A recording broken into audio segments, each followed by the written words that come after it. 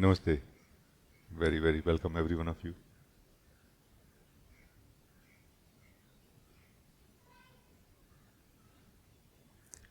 We have got another opportunity to explore the truth together, to live the truth together, to clarify if any confusions in this direction. If I can be of any help to any one of you, you can talk to me during this meeting. Sometimes some sharing may happen also.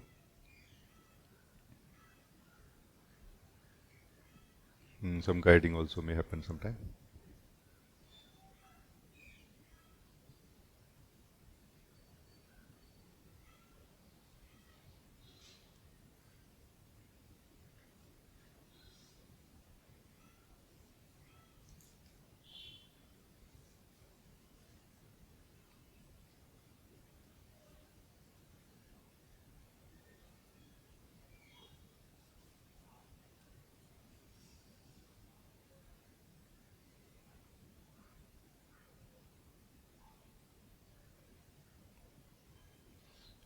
Diva, you want to talk about something?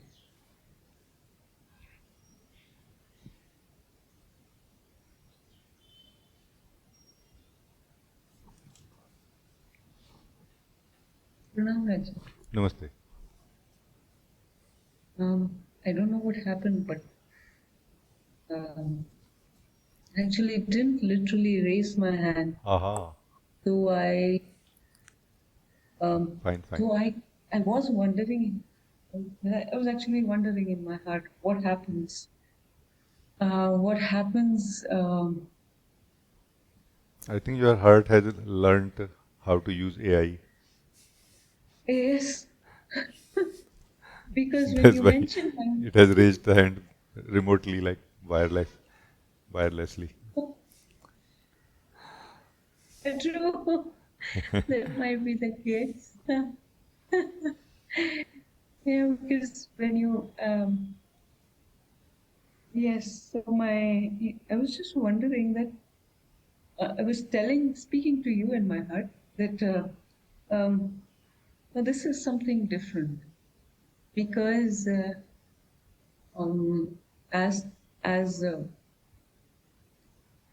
I continue to be in satsang, there is a there is a difference in life experiences, a difference that I feel, and this thing of self-remembrance is. I'm very grateful to you for that because you kept placing me at body, breath, and yourself, and that this thing of myself initially was very vague, but with your help and persistent reminding, now I can at least say that there is this understanding of self-remembrance and an effort to do it. But then, and there is quietness also in that. There is a peace which is of a very different quality. So, but then now, as you were talking about self-remembrance, and you were like, you gave that example of remember yourself in every act. And I said, but still, Raji, how does it feel different? The remembrance is so profound in your presence. And like always, I wonder how. It's it's so effortless and I feel about this particular thing that it's a decision of life. I feel it is the decision of the source of life that it should work. Our togetherness should work in this manner that you will be reminded of who you are, and it will become easier. No, also. So I'm sure it is connected to that decision or the desire of the source, where we can see it as a blessing for all of us, no? As a help for all of us in a simple manner. And what you were talking before that is very valuable. Body, breath, and yourself. I would like to look into, like, explore, not explore, but just express a little bit to make it more maybe cleanly, or we can live again in a way, no? Yeah, it's fine. Oh, yeah, Rajee.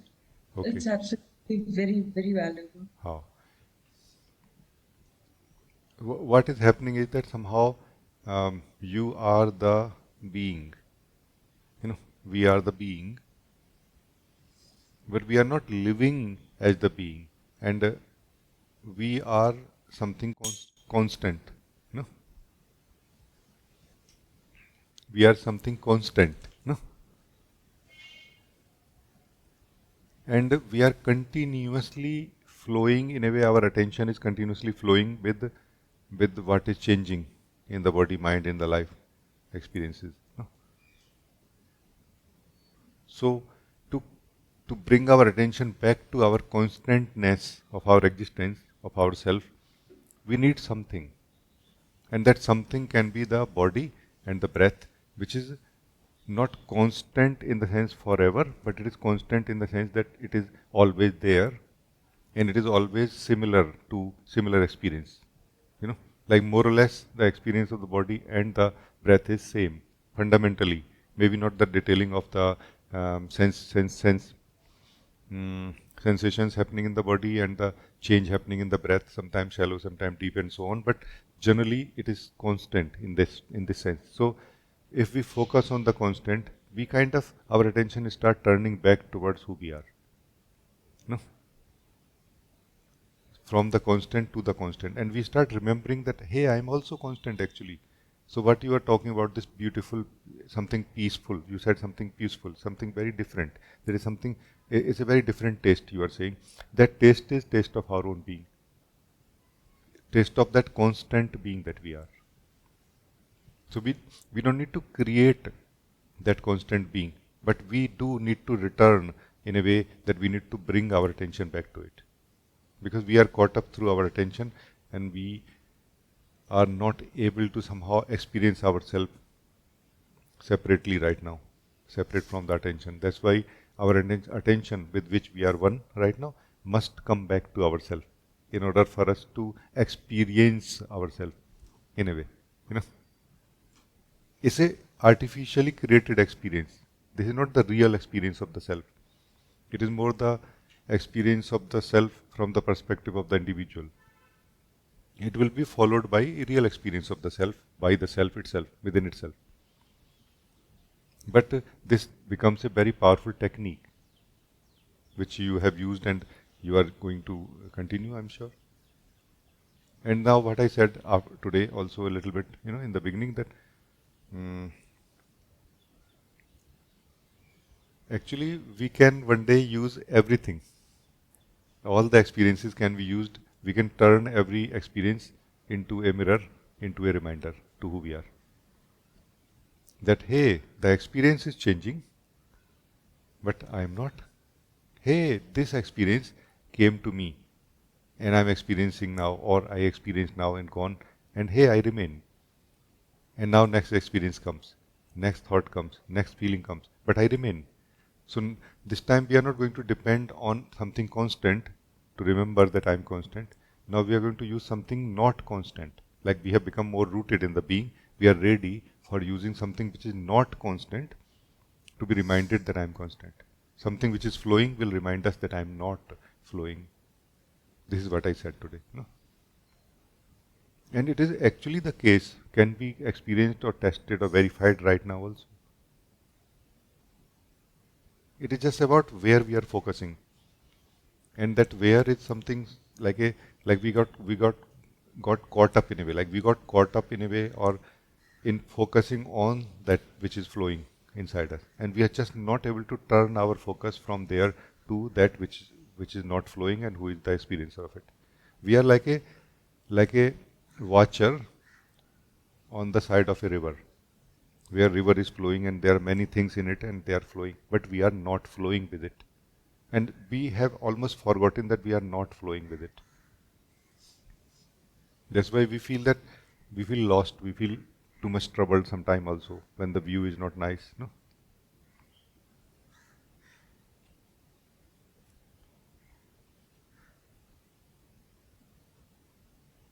So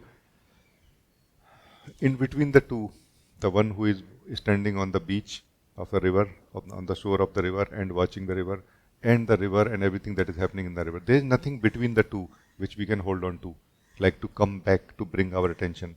So that's why you are suggested to check. You have a body, you know. You say, oh yeah, I have a body. I have the body. So focus on the body. So you are bringing back, like withdrawing your attention from that flowing river of mind and thoughts and feelings. No? And you are breathing. No? Oh yeah, I'm breathing. Okay, feel your breath also.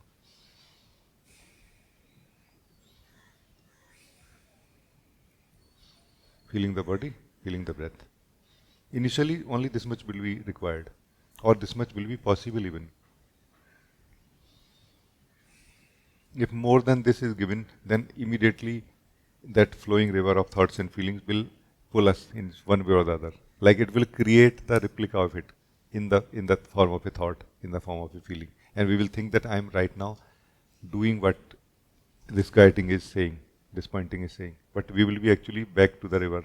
We will be back into the river in a way through the focus on like this. That's why very simple but very precise thing has to be done here to break the hypnosis, to break the identification with the river, the flowing river. And once you feel the body, feel the breath, feel the body, feel the breath, feel the body, feel the. Somehow, part of our attention is withdrawn from the flowing river of thoughts and feelings or mind, you can say, into who we are. Then we can actually feel that I also am. No? Hey, I also am. Who is feeling the breathing, who is living the breathing, and who is living the body. That's nice. Where is that flowing river of mind right now when you are not feeling it? Because generally you will not be feeling it when you are able to feel yourself and feel the body and the breath. It is still there. You are just not looking at it right now.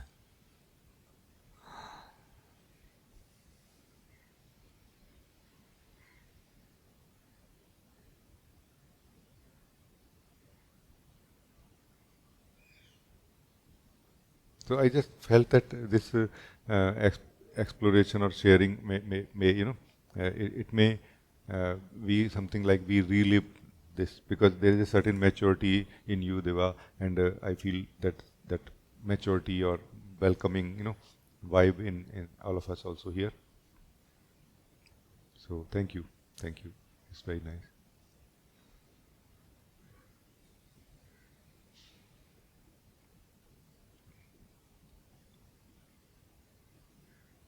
Thank you so much, Rajee. Oh, thank you.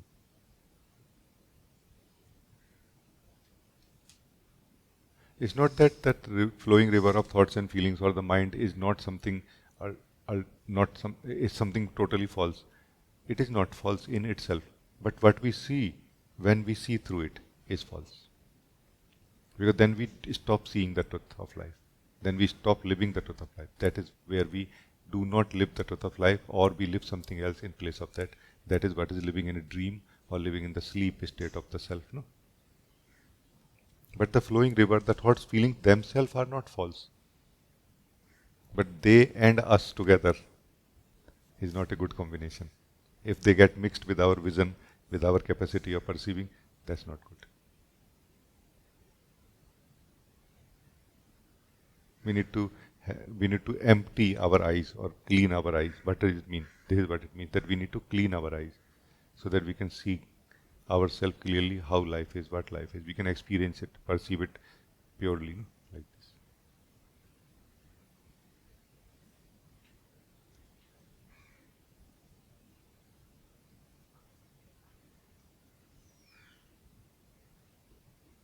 So very, very good. Thank you.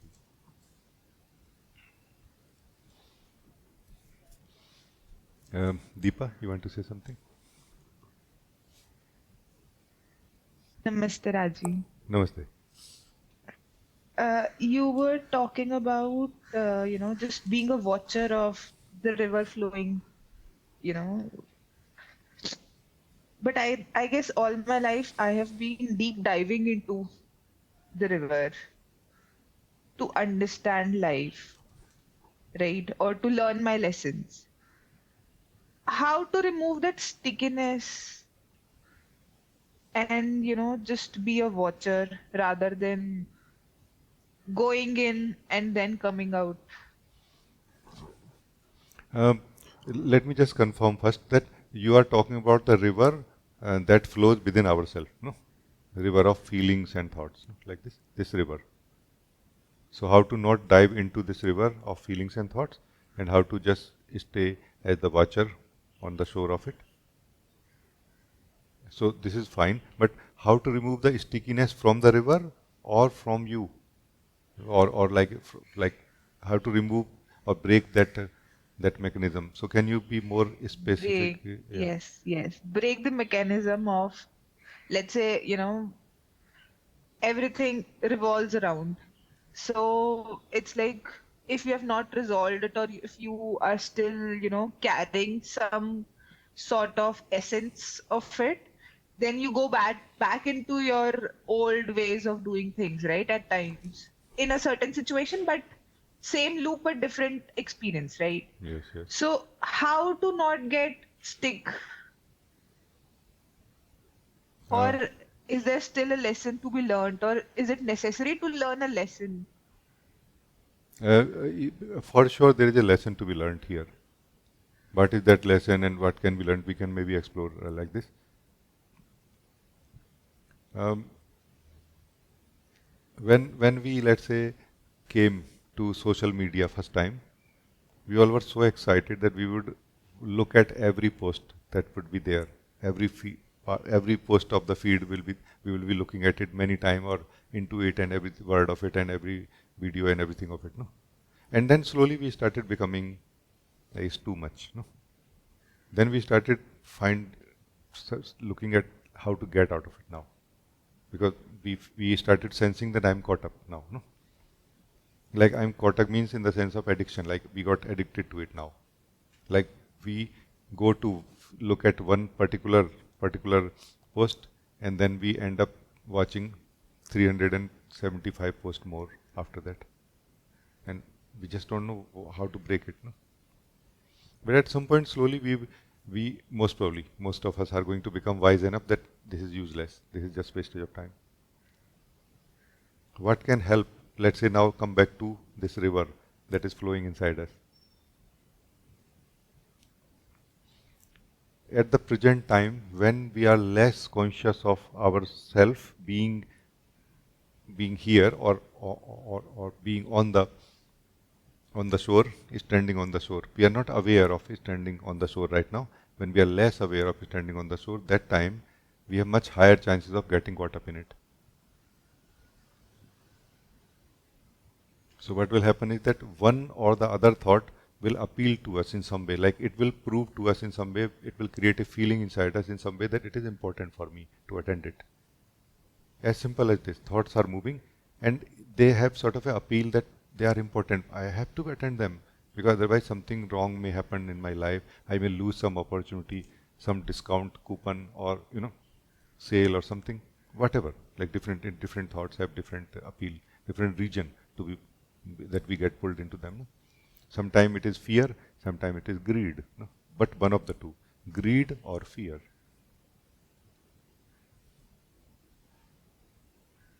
Greed of getting more what we have, fear of losing what we have, no, already.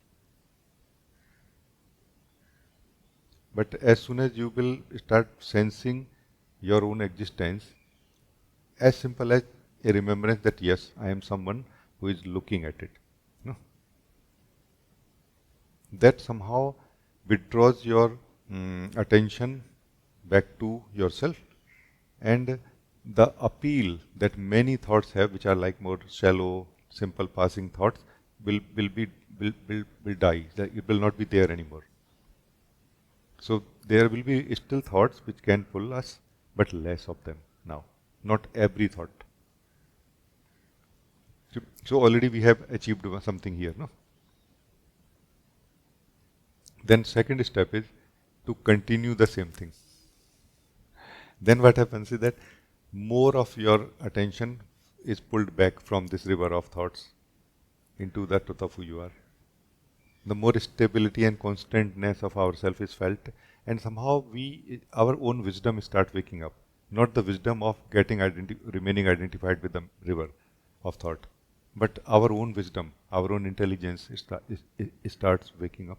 That we somehow start sensing when is the time to indulge with a thought or get involved with it, because it looks like appropriate that somebody is sent me an email and I have to reply, and a thought comes that what was it, what I was talking with this guy or girl, and then that thought should be attended. So we will be very practical in a way, and very reasonable in that sense, not wasting time in thoughts which are not useful. No, not every thought, but only those thoughts which are actually useful right now.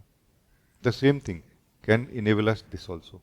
Like we become more a stable thinker, a stable decision maker, while we actually are only trying to become a stable seer or watcher of the river of thoughts. No? We also become a stable thinker and a stable seer, a stable decision maker through the same means. Because ultimately, who is paying the bill? You. Who feels unhappy after making a decision? You only. Now this you, when will be more stable, will make more stable and correct decisions, and will be less unhappy afterward, no? Or not unhappy. No? So the mechanism is same. The stickiness is two-way. It's like sometime your friend calls you for the party, sometime you call your friend for the party. But that call is something one, like a relationship.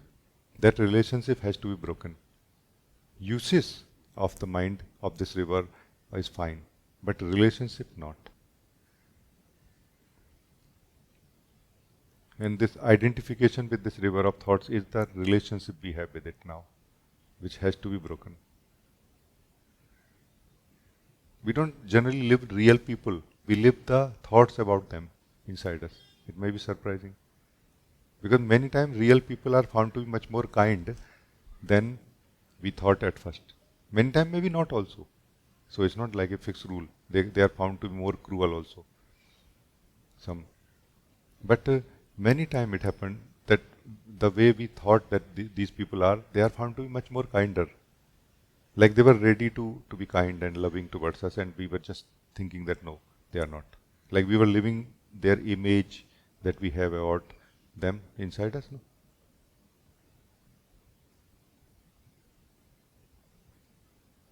Anything which we can meet directly, why we need to live the image of it? Anything which we cannot meet, we just met once, we saw once, let's say, and we never met or saw that thing afterward, makes sense that I'm going to refer to the image that I have only inside me. But something like I meet you for example today, why should I carry an image of you? For being casual in the practical life is okay, because right now, let's say we are discussing business, okay? Me and you are, let's say, working in office, and we are working on one project or different project, and we are discussing something. Then we are not really concerned about you and me. We are concerned about some topic. No, there a reference like a image about you and me could be okay. But if it is too personal, like a emotional, like a declaration, judgment or something, then obviously it will not enable me to meet you more openly and with higher possibilities. It will limit me, no?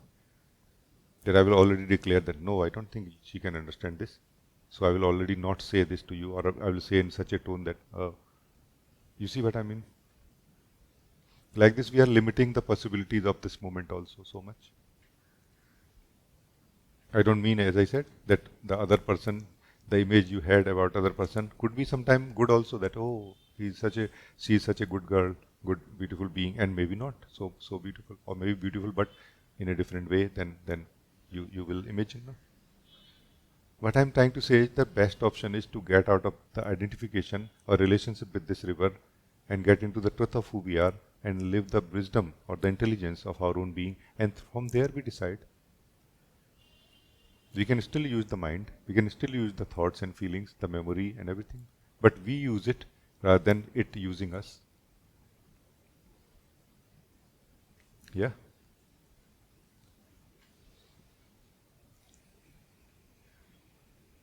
Yes, it clarifies so much, but self-judgment comes in, and then, though you are right in saying that you don't have to. Yeah, some distance is essential. Yeah, Distance is essential from this thoughts which are flowing inside us, feelings which are flowing inside us.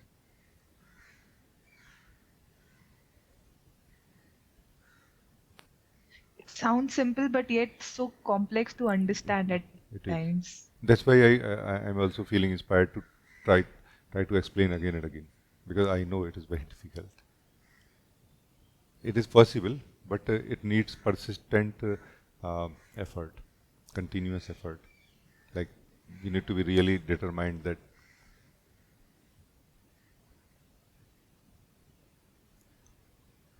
like, if somebody, let's say you have never heard about such a concept of watching your thought. If somebody says, "Can you watch your thoughts?" and you will say, "Yes, I can," and you at that time are actually watching your thoughts.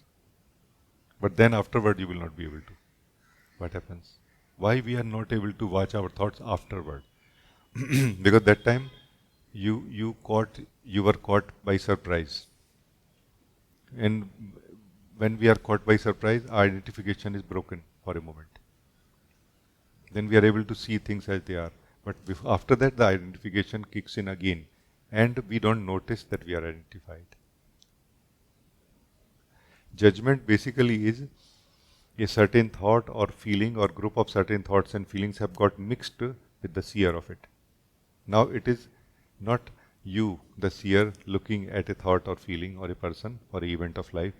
It is a certain thought feeling mixed with you, deciding that this is good or bad, this is not nice, this is nice.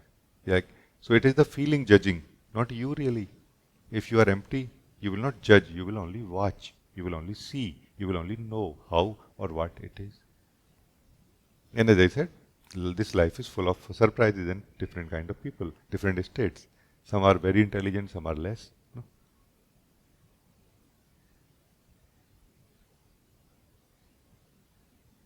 Like this.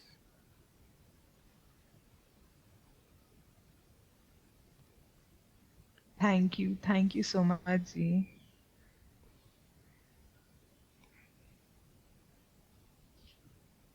Thank you.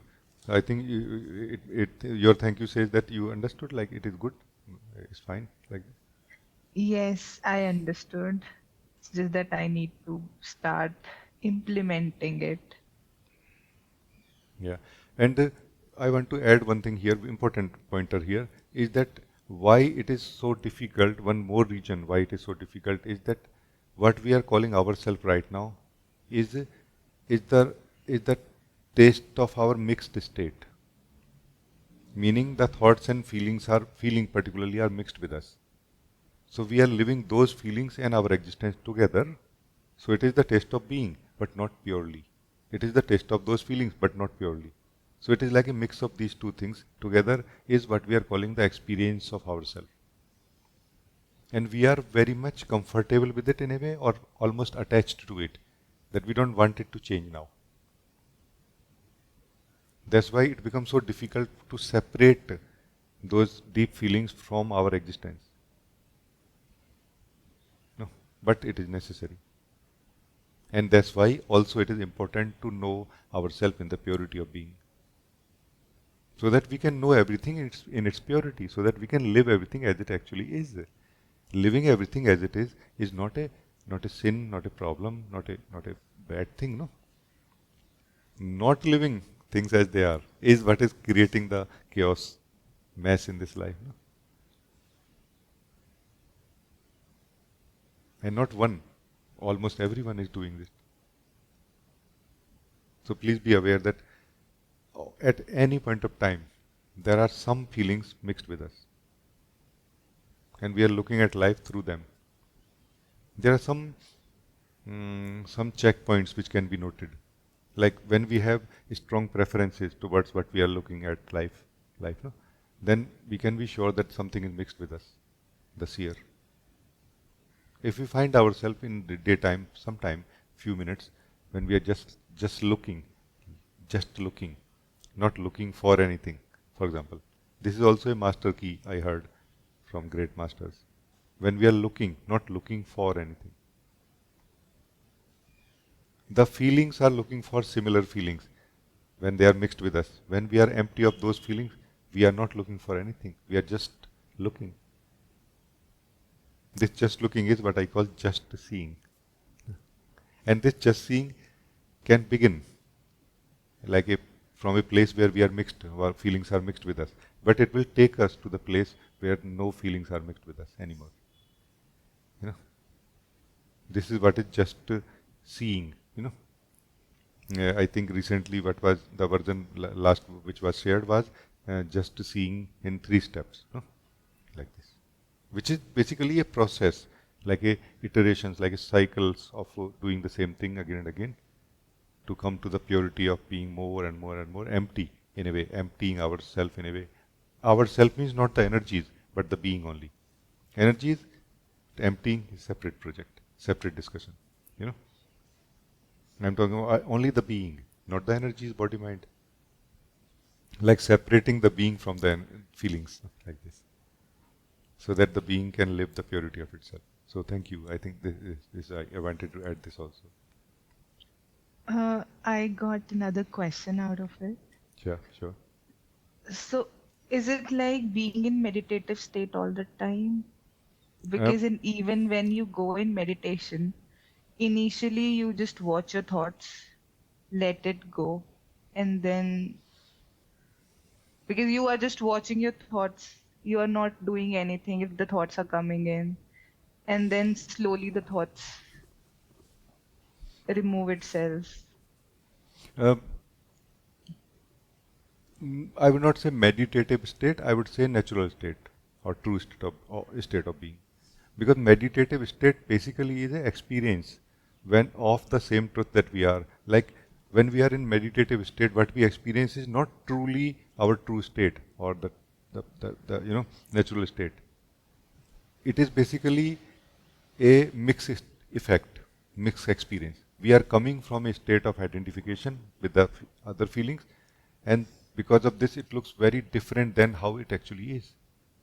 As soon as we start living the truth of who we are more and more in meditation, let's say, while we are just sitting in the being, then somehow that effect or mixing of the deeper feelings or what we call subtle ego wears off. Then we remain purely as who we are. And then when we experience ourselves, while we are in the pure state and experiencing our pure state, then its taste is very different. It looks more like just natural, nothing mixed with me. Not like in some meditative state, not like in some special state, but more a not a special state at all, you know, but not mixed with anything also, free also. So it's not same as natural or default state when we are in the ego. Comfortable. No, it's different. It is comfortable, joyful, but different.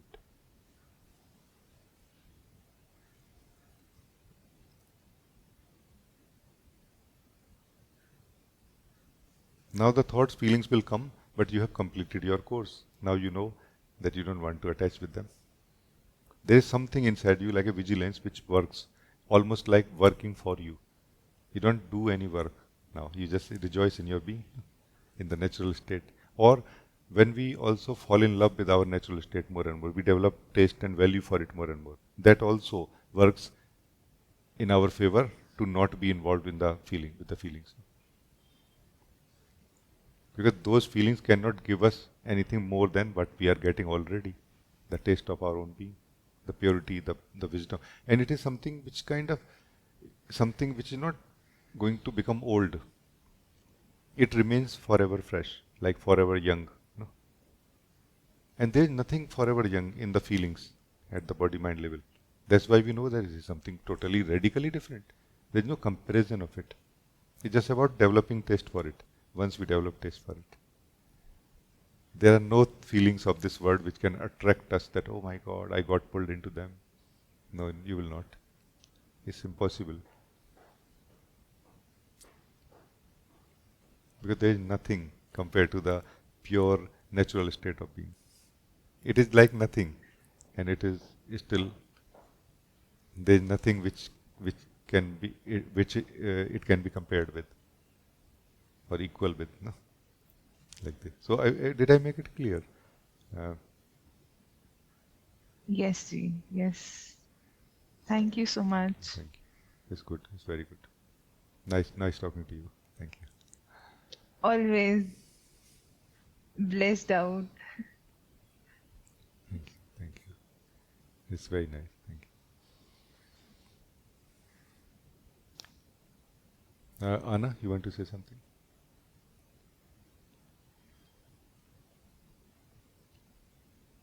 Namaste, Rajee. Namaste ji. As I raised my hand, there is so much fear coming. So much fear, like an attack. So I guess it's a good thing that I raised my hand. I didn't think that it's something special, but obviously there is a lot of resistance. I would like to ask two things, and one is more like a confirmation, and the other one is more like a prayer. So last Saturday, you took one of my, somehow, miraculously, one of my favorite sweeties away, spirituality. Somehow it just vanished. So I'm very happy about it. But I did not fully understand what you mean, but I think you are going to say it more. yes, it was like spirituality like ego spirituality or like that. It just somehow it just dropped, and It's a very nice thing. yes, very very nice thing. It was very plain after that.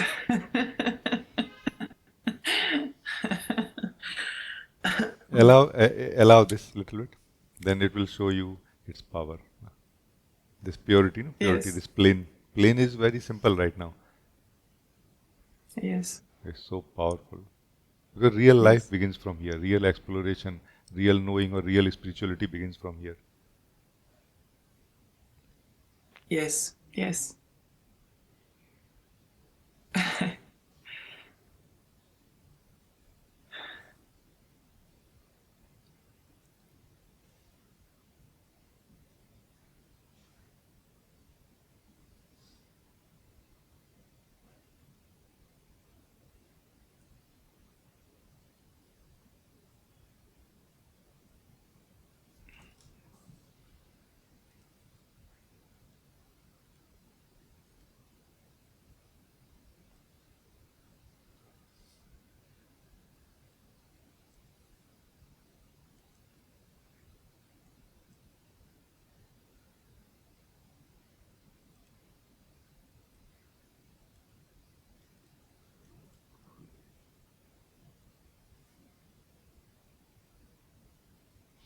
You know, the funny thing about seeking is that we even when have come to that purity, that emptiness, we still continue attending that sense of seeking. And that sense of seeking actually is not connected to our nature. It is connected to those core feelings which are mixed with us.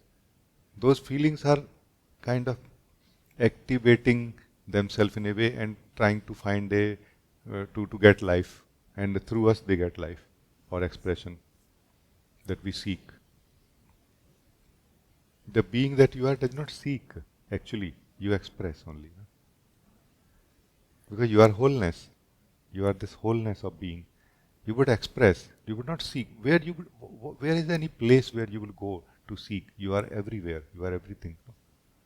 In experience, I am saying very simply, not like very big big spiritual concepts, but simple experience. You cannot go anywhere. You would express, but those feelings remain mixed with us, that we seek still.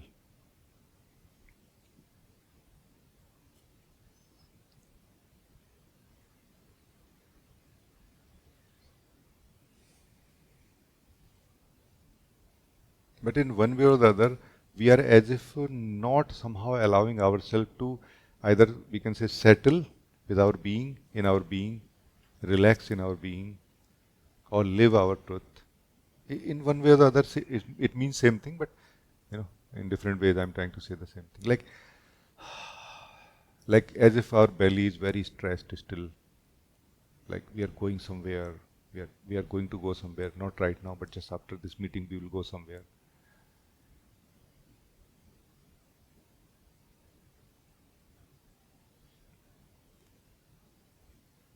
One interesting thing I want to share with you, okay?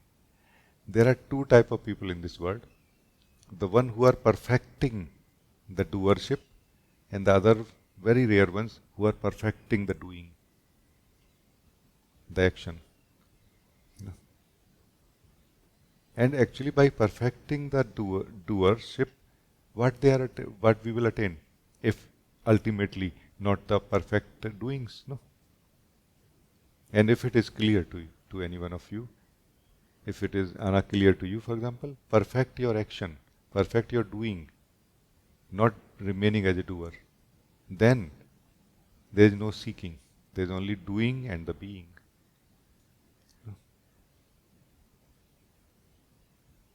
If we are perfecting the doership so that we can live as a doer, as an identity, and if we know this is what I want, it's okay. No, this is fine, no? Because this is what you, the being, wants to do. That you want to more remain as a doer and do less. Like the doing is secondary and remaining as a doer is primary. But if for any one of you, doing is primary and not remaining as a doer, then perfect your doing, and you will remain as the being more and more,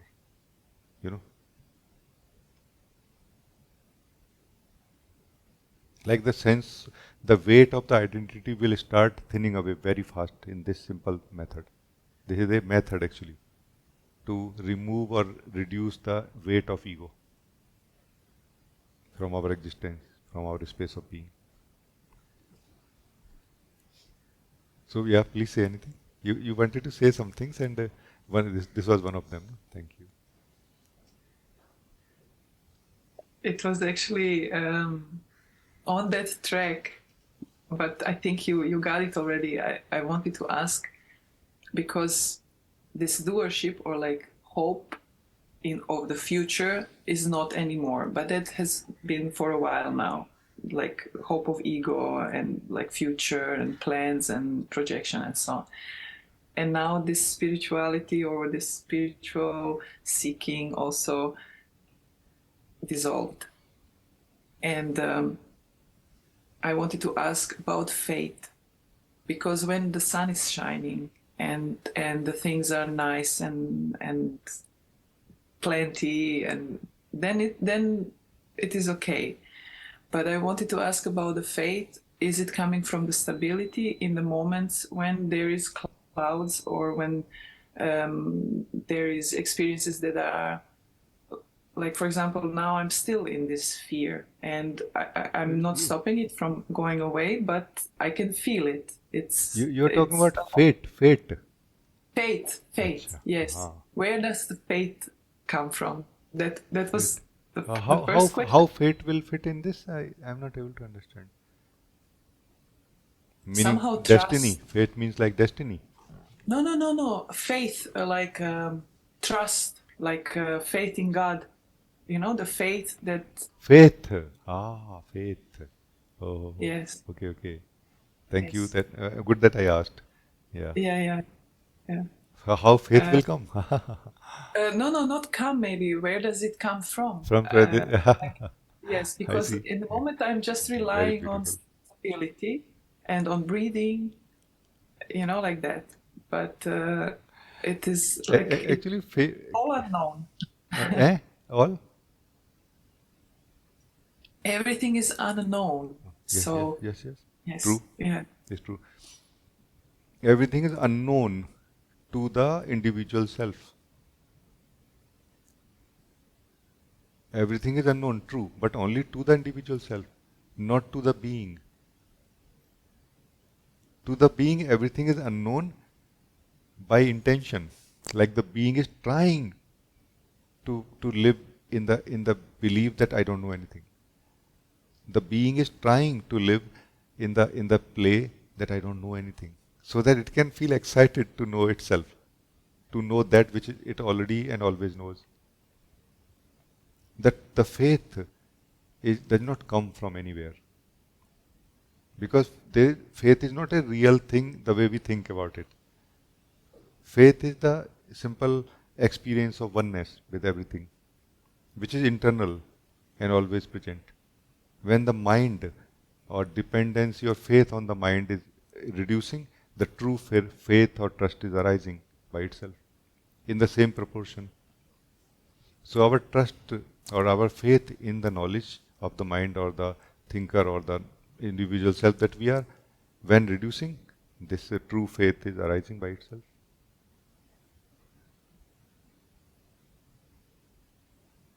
It is not like the same self, same individual self, having trust in the mind, in its own powers, now has to or going to trust some God. See, this individual self does not know who it is. It does not know what life is, and it also does not know what God is. This not knowing applies to everything in relation to this individual self. So none of its knowledge is true knowledge, whether it's about itself, about life, or about God.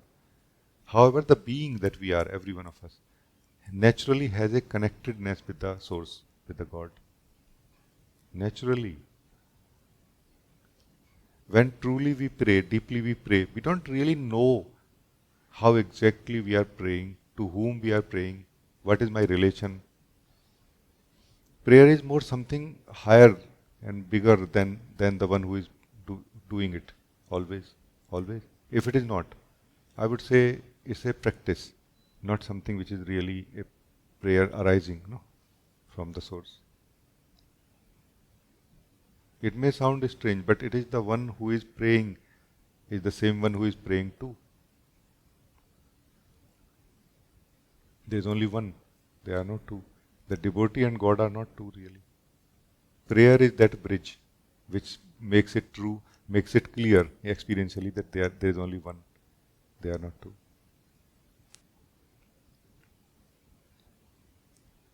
It's like prayer is removing the most subtle remaining sense of the illusion of separation. The prayer is removing the last part or the most subtle remaining illusion of separation from God. It's like this. But it's an actual thing. I don't know if I'm able to say this as much as I'm able to see this. In my words, I don't know that really. I'm trying. That's why. It's very different. So, is this fine? Yes, you led to the second question, which was Guruji saying in a moment, choose one sentence or choose one thing to which you stick for a month. And for me, it was we fall into silence when words fall short. Somehow it's a very powerful one for me because of the whole speaking and expressing.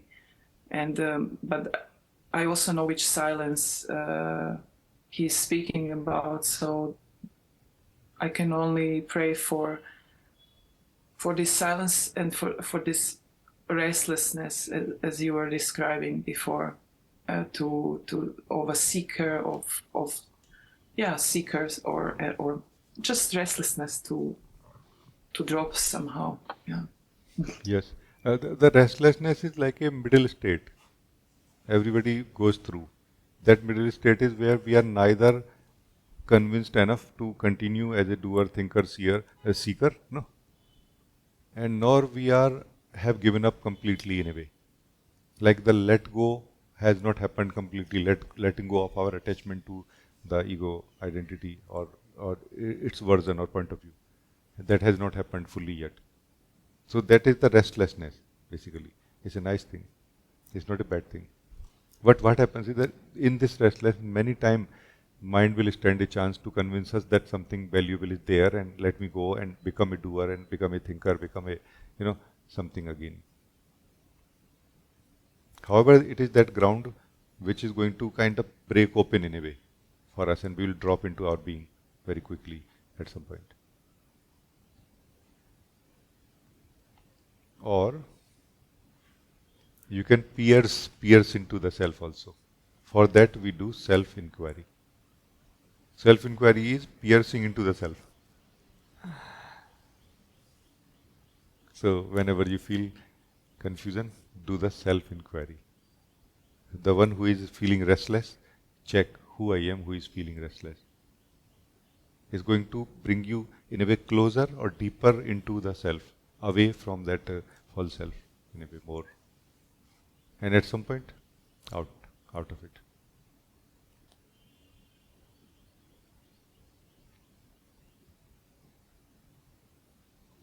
Because this is known, very well known to me, this restlessness.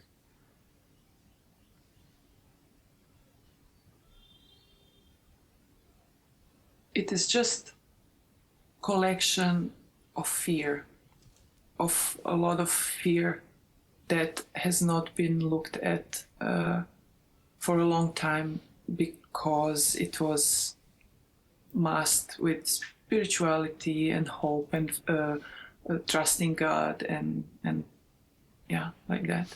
It is true. But that fear is more fundamental, like without any reason. It doesn't have any reason really. It's just simple fear in the being. And as you said, it was attached. It was like the being that you are attached it to many things, and then slowly when those things fell away or you became disillusioned that they are not the reason that you are feeling fear, then now the fear is standing by itself. It's still there. This fear is very pure. And this fear is a door to the self, to the pure being beyond the fear. This is not a bad thing. It is like before the pure being appears to itself, this fear is there. Fear is also something known by all the beings who wake up. Meaning I got to talk to beings also during my time when I was going through similar things. And they said, yes, it happens. Fear is the last thing. Pure fear. Not the fear of something, but just pure fear. Pure fear is the last thing. It will come to you. They said also. Many beings who crossed it, they confirmed. To me also, they confirmed.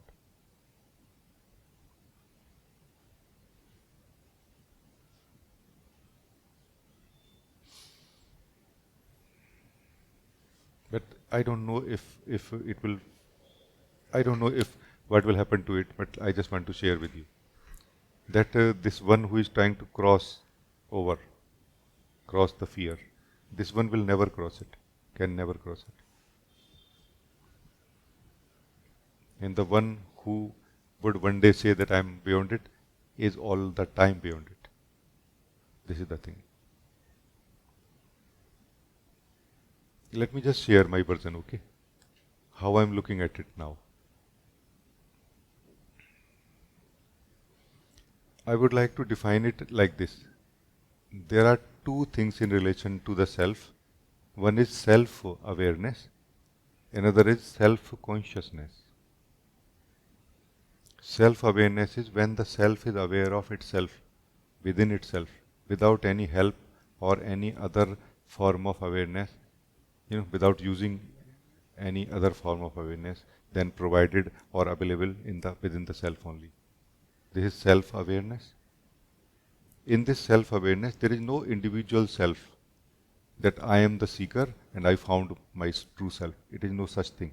This is that pure state of samadhi, you can say, no? In which there is only self and no individual self. Everyone who wakes up comes to that self-awareness. Then at the individual level of body-mind, there is something called individual self or individual consciousness. This individual consciousness basically is a, a form of self, you can say, like a child of the absolute. And it is knowing everything, it is being aware of everything, meaning it is conscious of everything, it is conscious of body, it is conscious of thoughts, it is conscious of the world, experiences, and it can be conscious of the self also, beyond it. Once it becomes conscious of the self beyond it, that is where what we call recognition of the self happened. So the individual self, the individual consciousness recognizes the self which is beyond it, the pure awareness. And then if this individual self remains in contact in some way, in touch with this pure awareness self, its life is going to be amazing, beautiful. So this individual self is never going to cross anywhere. It is going to dissolve one day. As the body will fall, it will dissolve one day into the emptiness. And that which is beyond is always beyond. It has never entered into the individual consciousness level. No? So I just felt that, like, I felt compelled to speak like this today, right now, with you.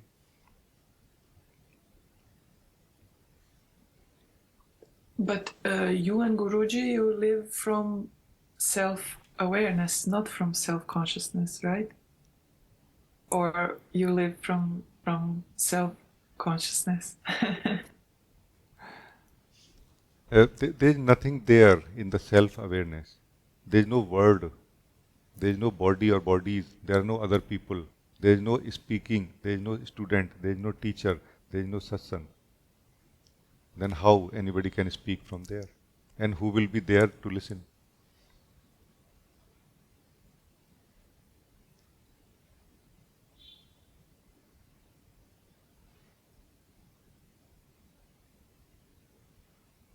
So there is no speaking possible, discussion possible, sharing possible, activity possible. All of that happens from the individual consciousness only. It is not about whether Guruji is using the individual consciousness or not.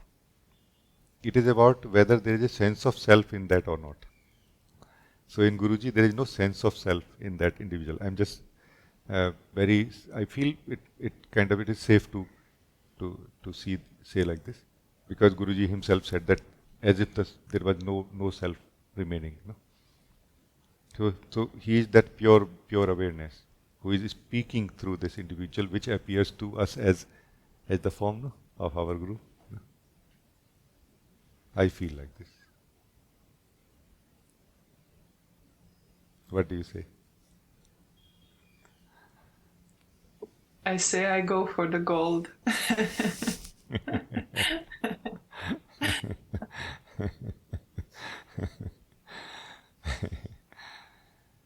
This is the thing. That pure self in Guruji is in you also. That pure self is what actually is, in a way, speaking without speaking, or facilitating the speaking to happen right now, and facilitating the listening to happen. No? So it is the interest of that one that the speaking is happening, or listening is happening, no? In you also. In you is speaking happening also, listening also happening. No? It is the end beneficiary, but it is never involved in anything. Funny thing. It's a very funny guy. It is causing everything to happen, and yet it is never involved with anything. Like you can never find some anything, any taste of food or even the fragrance of a flower on his hands. They are empty all the time, pure, empty, untouched, unstained by anything all the time. And without the will of this one, nothing is happening, in this individual.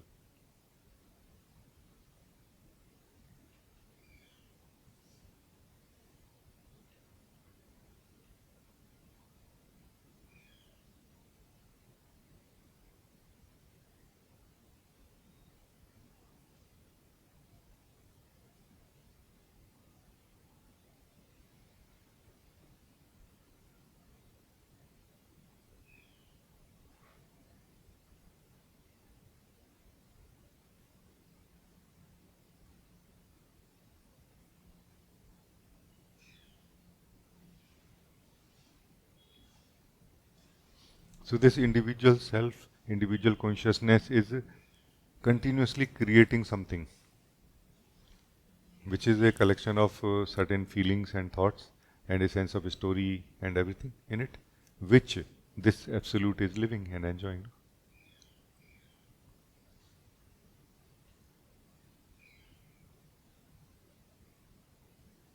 The one who is asking the question, who I am, either does not exist, or if it does, it is the absolute self only. And as soon as it realizes that I am the absolute self, it knows that I am looking at everything only. I am not in anything. I am only looking. I am not in anything. I am not in the individual mind. I am only looking at it. I am not in this individual mind and body and story. I am just only looking at it.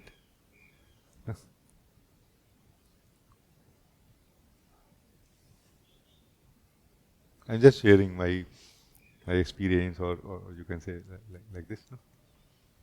Inspired by you.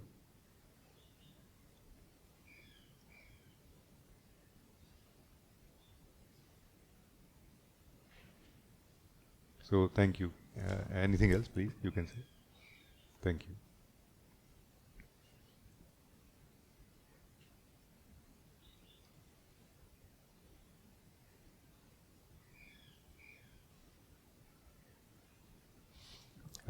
Aminama, you want to say something? Namaste ji. Namaste. Uh, Nice to see you after a long time. Thank you, sir. Just to connect with you, and I could not meditate as per your instructions.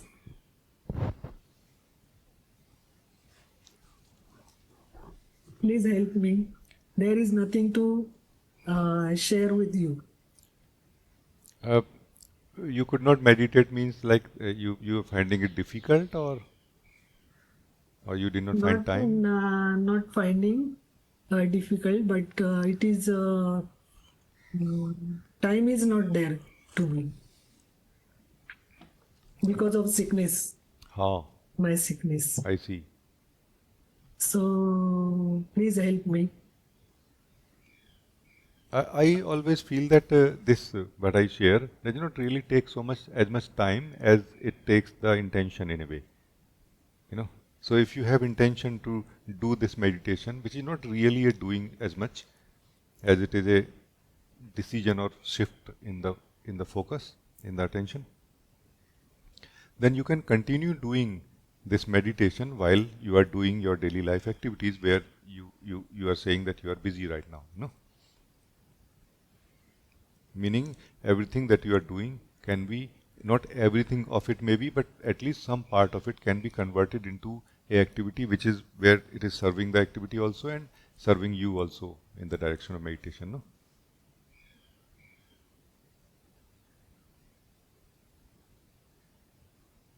Yes, it is true. I'm trying my level best to see the meditations you have guided, but I'm not satisfied with it. Why you are not satisfied with it? Like meaning you are feeling that you are getting less and you want to get more. No. Yeah. So look into this not feeling satisfied part. This is where you have the key. No. Be more clear about exactly why you are not satisfied and what exactly is that you want to get, and this will give you a more clue and clarity about how to do the meditation or where you are missing it. No? So just sit with yourself that okay, what exactly I am trying to get, which I am not getting, that's why I am feeling unhappy or not satisfied. No? Just be clear about it more, and this will help you further. Because this I am not satisfied is a very fundamental thing. It's not something superficial. You will never be satisfied really until, as long as you are there. You know, only when we get completely merged, or what we call wake up in a way to the truth that I am not, only He is, the Lord is, then only satisfaction happens. In such a way that it's like a showering of the satisfaction or contentment from everywhere.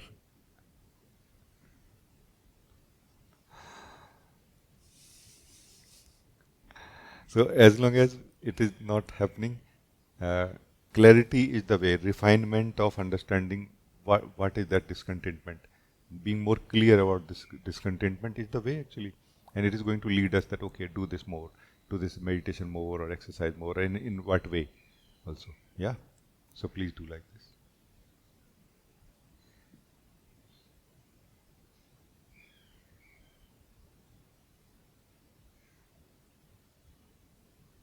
Yeah, I will try Yeah. and see, and I will share with you.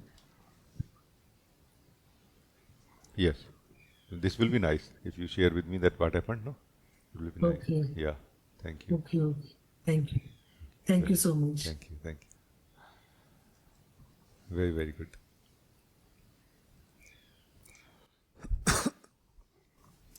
Neeraj, you want to say something?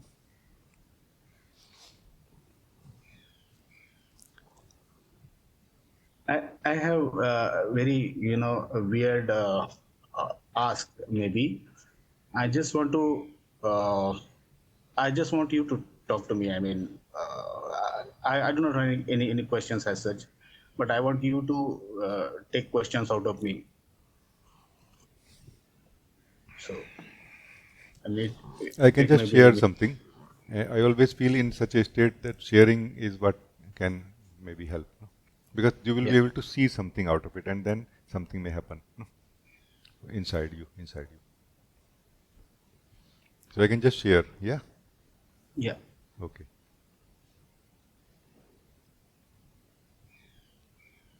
I feel that there are, what we are calling ourselves is a energy construct. Energy, or you can say energy and consciousness is constructed as who we are. And then there are certain desires or certain inspirations from the deep down, and we want to live them, and they get unfolded in a way. And then at some point we feel I want something higher also. Something higher means knowing the truth of who we are and knowing the truth of life. And there is a certain state of this construct called ourself. There is a certain contractedness, or you can say strength of it, like a, it's strong. Then when it is strong, it can do many things, and it does many things. But everything it is doing, it is melting up to some degree. It is becoming lesser up to some degree. Most of the life activities are not able to melt it. That's why for most of us, we will remain as the same construct as we were in our teenage, let's say, or in our young age, as we can remember back. So it will remain same, just superficial body-mind level changes will happen. But for some of us, when where we are destined in a way, or you can say we somehow turn towards who we are, then that melting happens much faster. And it also happens very unsystematically. This is where the thing is. Very unsystematically that this melting happens, where like a certain ability is not there, or it is there, or that kind of confidence of the doership is less there, or stability of that ground from where we have been doing things is also not so much there.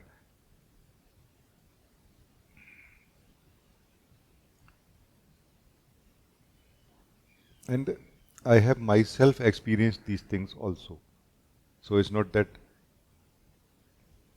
I was walking on a, soft carpet only all the time. And based on that, what I have found, what are the most valuable things which can help anyone in this state, I will share. No?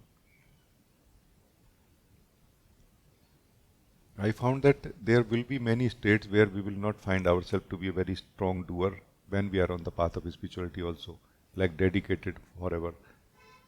And we will not be able to do so much exercises as we were able to do.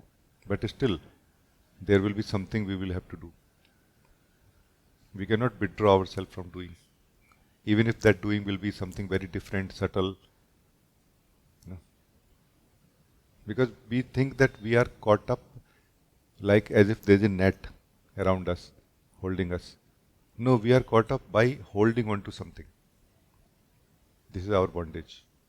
We are holding on to something internally, and we have to identify it and let it go. That's the way to be free. So this identifying is the doing that still has to be done, even if we feel that I have no interest, I have no preferences, I have no desire for anything except truth. And if we still continue holding on to the false, we will remain caught up with the false. This is the thing.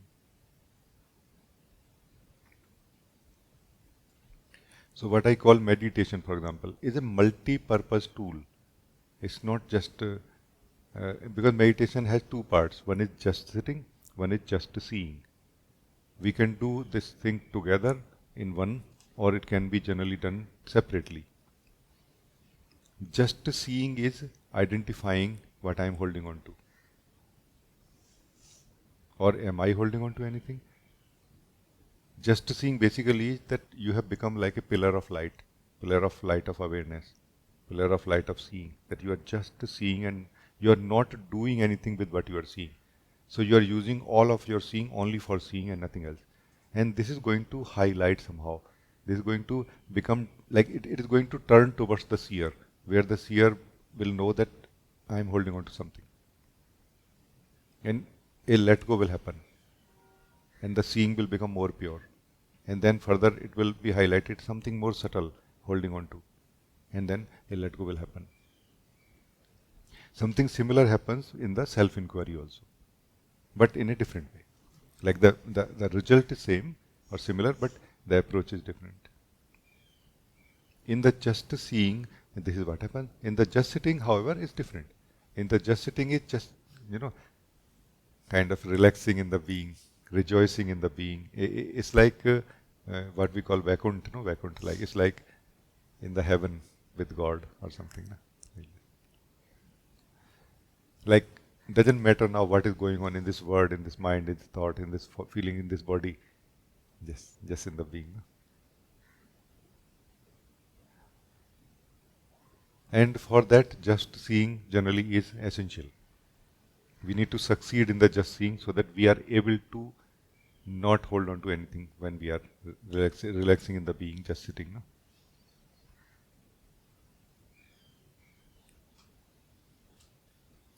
Only here in just being or just sitting, only here I say that you can let go of yourself now. Only here. Before that, no. In any state of a seeker, we should not let go or try to let go of ourselves. We can try to let go of everything else, but not ourselves. So we should never forget that we are, that I am, that I exist. And the more we remember that I am, that I exist, the more stably we can do what needs to be done at that stage or state of the soul. Because there is something to be done always by the soul. Because this is how this divine play has been designed by Lord, that He is doing something in the form of me, in the form of you. And who are you? Who is resisting to it, feeling confused about it, that I don't know what to do? Who are you? You are a confusion only. You are not truth. The truth is that life is ready to be guided from within and ready to take over and continue unfolding, start unfolding now as it must unfold in order to fulfill the destiny in the form of you. No? But as if there is some resistance, something is resisting to it. That something which is resisting to it has to be removed. That's the thing. And generally, this is what we call ourselves.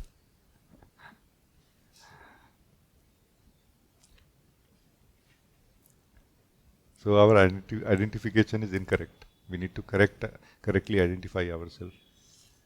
We are not the one who is suffering. We are the suffering like an individual self. We are the one who is suffering because it is not able to express itself from the being into the body mind. We are that light of awareness which want to express itself, like this. So this is what I could say. I hope some or some of it will help you in some way. Surely. I mean, my problem was actually I was not able to construct my questions. Whether, I mean, the words are biting me actually, so whatever is coming out of me, they are just biting me, and I mean, they are coming back to me. So Yeah, I was not able to, construct my question properly. I think it's fine. And what you just, I mean, previously said that the fear is the last thing, and it is just only the fear. I mean, I could actually experience that also. I mean, I tried finding what the fear is about. So even I couldn't find that, but there is a sense of fear for sure. Oh yeah, yeah. All of this is there. We just can focus on who we are more and more. That is going to give us that stability again at every stage. We need that stability which we had once, and we can get that back if we focus on who we are, regardless of how is the body and mind. Our body mind will start coming to stability also.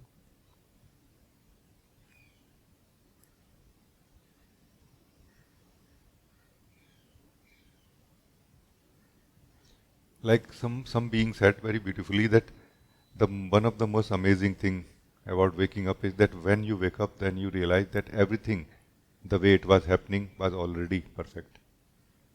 There was no change required.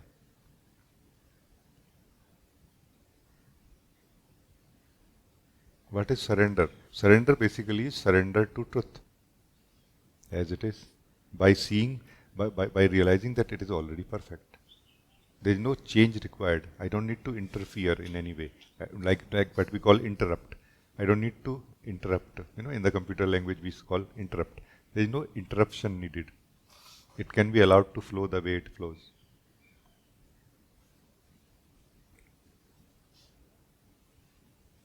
But that realization is something what need to happen through knowing who we are, not just thinking about it, that everything is perfect.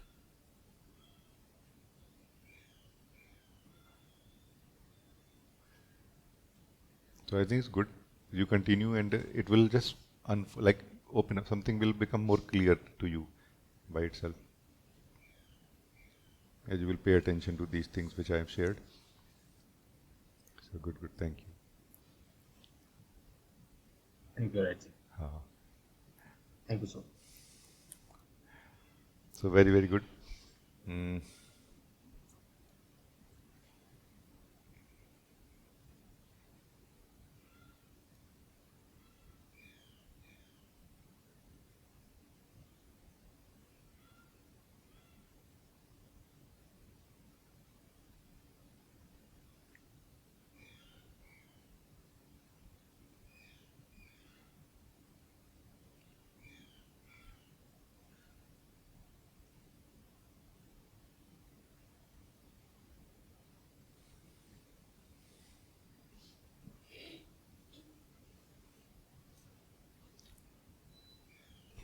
Hello, Rajee.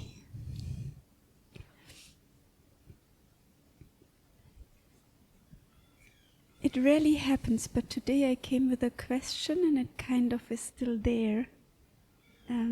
Although I was very much enjoying the satsang so far, so I thought I'll bring it. It's about loose ends. In the sense of, I feel, or this is what I want to explore, I feel this is a breeding, hiding ground for ego and person. And yeah, I would like, if you can say anything, I feel it's, because I feel them in me a lot. And Yes. it's not nice. It's very I nice feel. actually what you are saying. Like we can look into it differently, look at it differently. Like I will begin somewhere and then we will, we can talk. You can talk back and like this, no. It is said that खाली दिमाग शैतान का घर होता है. In Hindi, it is said like this.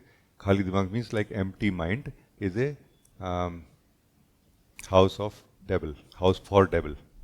You know, meaning some empty mind, not empty like no mind, empty like when we are not doing anything. We are not utilizing something, we are not producing something fruitfully, then it is devil's, like devil will take over. What does it mean? This is what you are talking about actually. There is no devil as such, meaning I don't know if any devil there, but it is more like a breeding ground given to something which as if goes against the harmony of life. That is ego, unconsciousness. When we give space to that inside us, the breeding ground, it will breed, it will grow. And it may affect others also, and primarily it will affect us. It will interrupt that flow of pure life which comes from the source of being into our heart and into our body mind, into our life also. No? So basically what I am saying is that any resources not utilized by you for the realization of truth, for in service to truth, or for living life also. Living life is also actually in service to truth only. Real living life, not thinking about it only. No? Real living life, doing work in the practical life. All of that is in service to growing and knowing also. What is not in service is this breeding ground that you are talking about. This breeding ground is where we are not really, like for example, we are doing some work in the office, but we hate our job. Sometimes we may feel like this. We are doing it half-heartedly. This half-hearted is the breeding ground, for example, for ego. Could be. Especially it happens in the spirituality a lot. When we are doing some spiritual practice, because we know that I don't have any better option, but we are not doing it wholeheartedly. This is where the breeding ground of for the ego is given. And our ego is going to become much more stronger during this process, and we will feel, what is happening? I don't know. I'm trying so hard. Why I'm not succeeding? So we can think of unconsciousness like something which is all around us, but it cannot enter us unless we give it a space. And what is that space? This is that space. Any space, any resources within the space of being not utilized for the conscious purpose, for the being, for the conscious purpose of the being. Like when the being is not consciously utilizing it. That's why any unconsciousness or any unconscious mind or layers of unconscious mind are also breeding ground for that egoic energy, no? Or not? So so far I felt like this. Please say when we will refine this looking. Very much. Because these are not final statements I'm trying to make or something. Yes. And like what you said with the resources, I feel like with this half-heartedly, we divide, right? There is one half here and one half here. And then it's a fourth and it feels like in a browser when you have opened too many tabs, your browser, everything gets slow.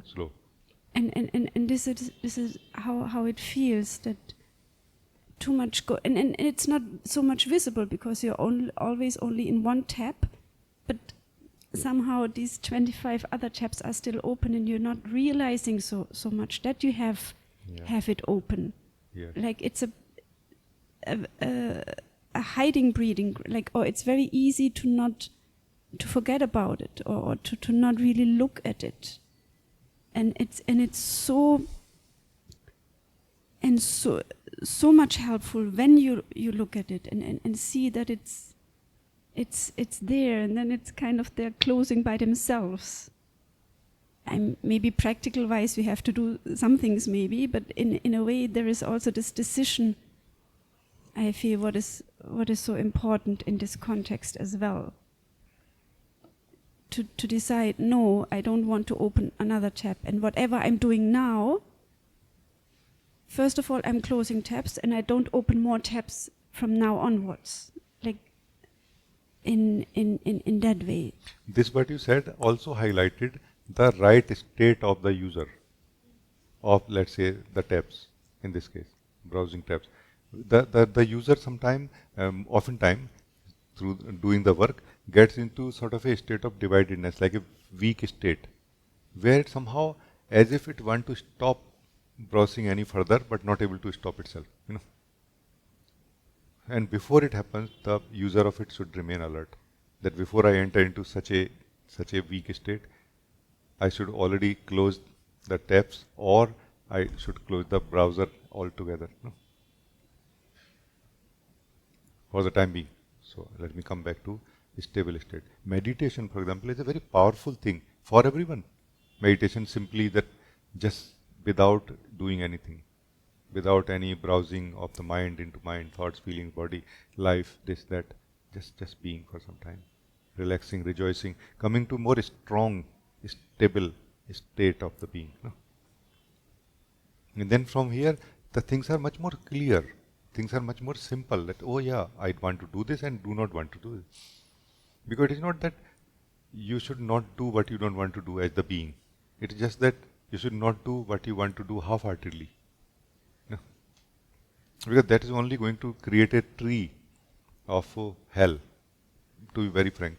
This is what is hell. A tree of hell in which we live is nothing but the expressions which have come out of half-heartedness.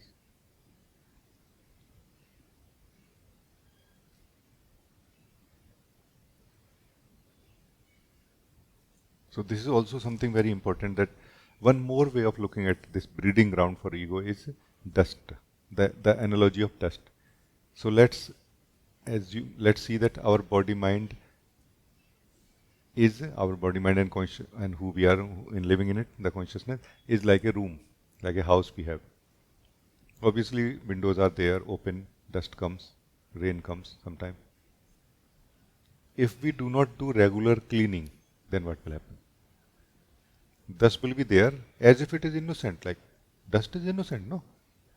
But actually, not recently, but let's say in past few decades, recently in this way, we have started realizing that even if there is some dust behind a cloth, barred robe, or behind under the sofa or the bed or something, still it adds to impurity, overall impurity of the room or the house.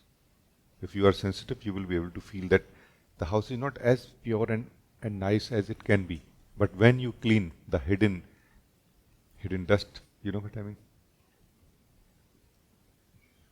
So think of now body-mind, where everything is alive, everything is consciousness. Consciousness means it's life. Life in the sense that you are living everything that is in you. Absolutely everything that is in you, you are living it. Like there is no exception to this rule. You cannot not live anything that is in you. This option we don't have.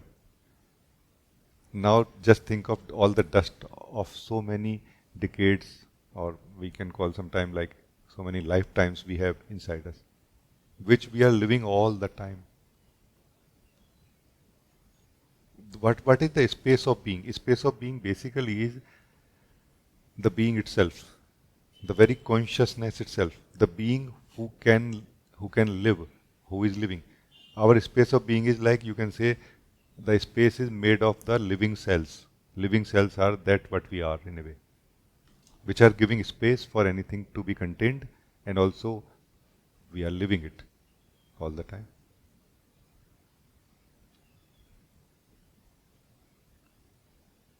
So the more space we are giving for the old, which is not serving any purpose anymore, which is not participating actually and directly in what we are doing on daily basis, that is piling up. And that is doing something without our will, without our permission, and not in support to what we centrally want to do in our life now. It is going against that, no? Or not? So this is also that breeding ground for ego for us.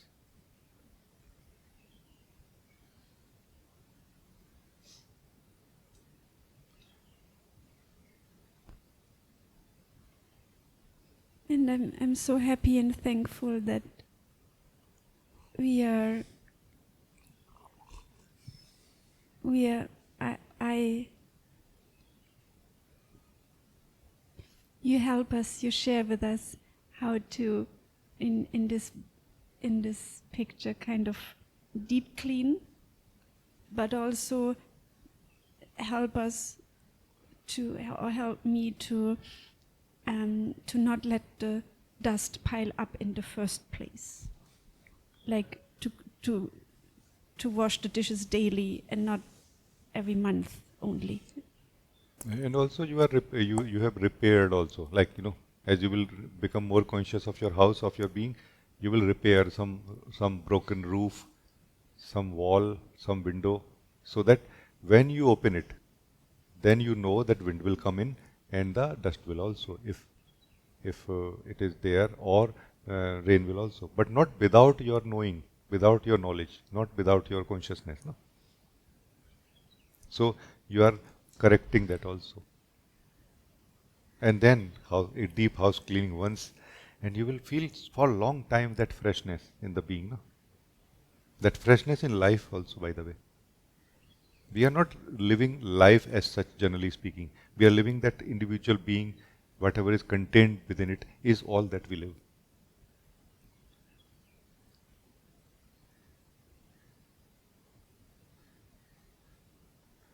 The more we keep the house clean, the more we feel happy, blissful, excited, and fresh. No?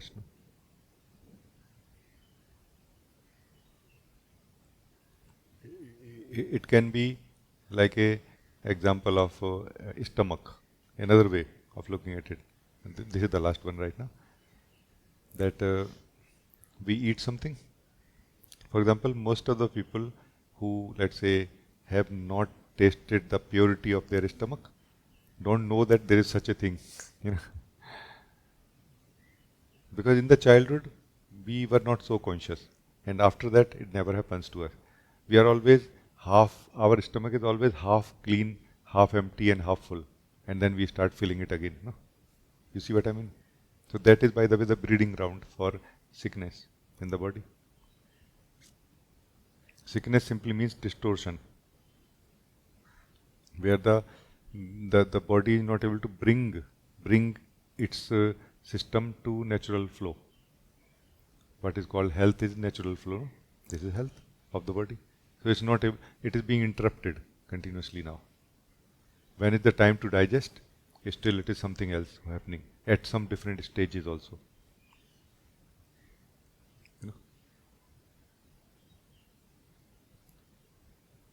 In Ayurveda also, I think it is said that, let's say, you should not eat fruits with other food like grain and something like this, because fruit gets digested very fast, while the other food takes few hours. So now, if you mix it with other food, then your fruit is stuck in your stomach for few hours, which it should not. Not only it will not give you anything, it will take away something from you. This is the biggest challenge. We have to come to this clarity first, that we think that what is giving me something inside me is giving me, and what is not giving me is not giving me. We don't realize that it is taking also something from us. This taking is also can be seen like this. So there is nothing neutral inside us. There is nothing neutral in a way that, okay, it is neither giving me nor taking anything. But there is one thing neutral inside us, that is the self. Except the self, there is nothing neutral inside the body, mind, consciousness. All of it is taking some side always. Which side it is taking, that we must decide. Yeah. Is it too much to say like this, or is still appreciated? It's so beautiful, and it's like with this, when we talk about living from the self and living from the being, that then we have this freshness and this neutral tongue to really taste and to really see or whatnot, like, because we got used to the dust, no, and now we see, wow, it's possible to live without dust. How awesome is that? Here I have some different way of looking at it. Okay. Once we start tasting the purity of being, we may not really enjoy the freshness of this house Rather, we may feel more living in a dustbin. Because our sensitivity woke up, but our house did not become clean yet. It is still the breeding ground for all type of germs and everything, and you feel like, oh my God, what is happening? Meaning if we wake up suddenly, that's what I mean. Generally we wake up slowly. So as soon as we wake up, that much cleaning we try to do. At least we try, if not succeeding. So the distance or difference between the demand of the experiencer for purity and the present purity is not so much. Then we are okay. But if we wake up suddenly, then the distance is too much. Then you feel like, my God, what is this? I'm living in hell. I have been living in hell. Like this whole body mind looks like this. You know. So this is where I differ here. That we should know the purity of being, yes, but we should also do something about it. Because are we planning to live in the body or not? If yes, better do something. Before, like parallelly, we can do something like purifying, removing the dust basically. No? Yes. That's why to know who we are beyond the body, mind and consciousness is one thing, but to experience ourselves in the consciousness in this individual level is another thing. No? Experiencing. For that, energies need to be in support to that. Energies are more interested in producing all type of bad smell and not the fragrance of the self. No? You see what I mean? They are not cooperating with it. That's why you may feel the fragrance of the self plus the bad smell created by all type of energies equal to nothing. I am just neutral. I am not feeling bad smells anymore. But are you feeling the fragrance of the self? No, that I don't. And now you know why. This is a divine instrument, and we are using it to the minimum. It is like I used to give an example, like it is a vacuum cleaner, which is like a transformer also. It can transform itself into a broom, into a floor cleaner, into a roof cleaner or anything, just by the power of your thought. And we are using it like manually with whatever version we have found. Some found it to be like a round thing when it was, cleaning the floor. Then they took it and then they tied it with a bamboo stick or something, and they're just rubbing it now manually. So we are underutilizing all of these powers of this mind, body, and everything too much. Thank you. That's all I wanted to say.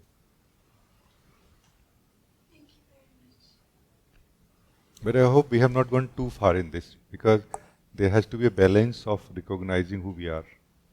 Because otherwise, this will be a beautiful house, but the one who is sleeping in it will still remain asleep. No?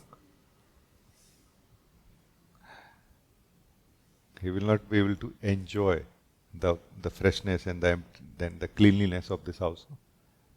No? And will also collect the dust very soon.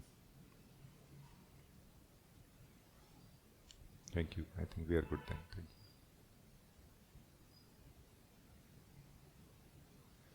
you. Anna, you want to say something?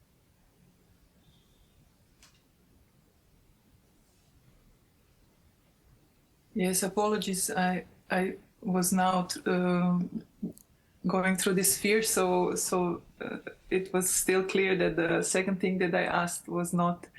It was half done. So now again, and actually it connects beautifully to what you were talking about with Miriam. So it's about this falling into silence is basically when the words fall short, and being on this cleaning of words that are unnecessary, on like speaking only what is appropriate and what comes from the self. I'm realizing it is the most exhausting. It is for me. I don't know if you can say something about it, but because I work in the communication industry, I have a kid also with neighbors, with things. It's the most somehow draining, that kind of cleaning for me. Not so much cleaning the house, how much the speaking. And now in satsang, for example, or you speak all the time, and it looks so easy. If you can say something about it, because I'm going to stick with it for a month now with this silence thing. How I'm able to speak, this secret is very simple, really. What will help you is something else. So that this secret is very simple. I speak because of you. Because you are ready to listen. You are able to pull something out of me. No, that's why I am able to speak, continuously speaking. I'm not really speaking like myself is speaking, regardless of whether anybody listening or not. No, not anymore. Before maybe yes, initial years there was a lot of energy and feeling, but not now. Now I'm speaking as much as you are listening or ready to listen, or there is someone who is listening, like this. So it's a very one-to-one relation. But this has a clue also for the second part of what I wanted to say to you. I feel that it is true that like how we interact with people as a person, how we interact, how we talk to people as a person, because we create a circle of energy between ourselves and them. Even small, even for 1 second, even for 5 seconds, 10 seconds, 1 minute, permanent, temporary, whatever. And that place from where that circle is created is egoic place, and you don't want to be in that place now. No. You want to speak from your pure space of being. And it is actually possible. But the thing is that you will have to let go of your false understandings about who you are. That is what comes in the way. Not what you truly are, and not what is the call of the hour, like what is the need of the hour, like in this moment something need to be discussed and will be discussed actually. Like a circle still will be created between you and them of a conversation, temporary or like this. But as if because of some misunderstanding about who we are kind of holding back in a way. We are not living the pure being that we are. And if as a effect of that we feel that I am going to lose myself if I speak. Meaning either I am going to lose my essence, like I will not be able to live who I am, or I will fall into ego state if I speak. We have this kind of feeling, I noticed. So this concern that I will fall into ego state makes sense. Remain alert about it. So it's an opportunity, not a problem. It's an opportunity, not a problem. It is an opportunity for the self, but it is a fear for the ego. Ego means the ego which feels that I am living as the self now. The self, let me just draw you the picture, the self which is living as subtle ego, but believing I am living as the self now. Otherwise, it's a testing ground. Like what you have to lose? Just take care of the words that, okay, I don't speak so much as words which kind of are going to disturb anybody, and because otherwise there will be consequences, which are going to be permanent in a way, because neighbors don't forget so easily. Nobody forgets so easily as a person. Because that person state is such a state of mind where people don't forget so easily. Although they forget very quickly also. Funny thing. So, it is a more testing case of testing. That okay, let me test. I want to really, I don't know if I can invite you in some way that if you can come to the pure truth of who you are, you will find such a freedom here of doing everything as you want to do, and yet somehow not getting caught up in anything. Don't become special. Don't become special. Don't identify with any state of the self. Because if you do, you are caught up again.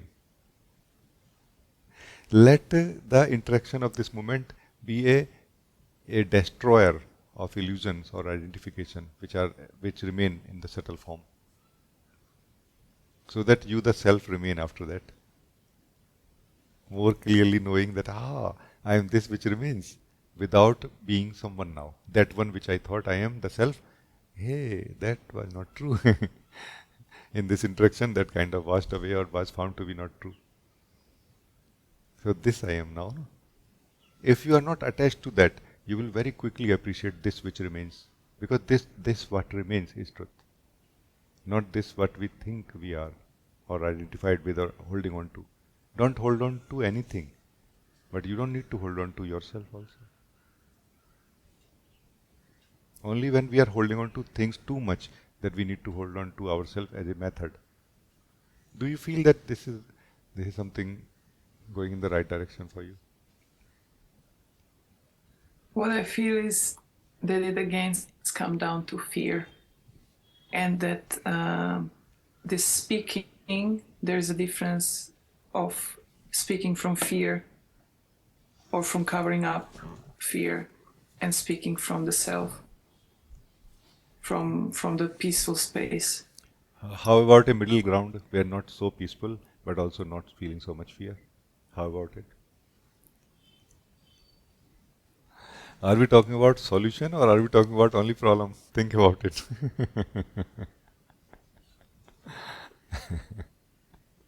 If we are talking about a solution, there is a solution always. And you will have to be really very, very innovative and creative. And you can be. You are the self. It is going to open your creativity and innovation also in you. Like a new solution for everyday situations. Not like a fixed learning for forever. That's what is a person. Fixed learning, fundamentally at least, forever.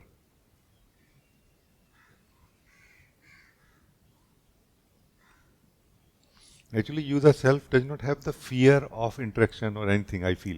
You have somehow the fear of losing yourself in a way. Just take care of this part, I feel. Then this will not come in the picture. You will be able to deal with it very nicely yourself. Like, be clear about what exactly is the fear connected to and address that. No?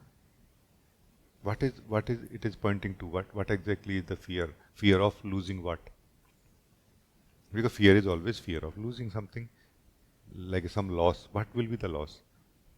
Be clear about it. Then accordingly you will be able to do if something needs to be done.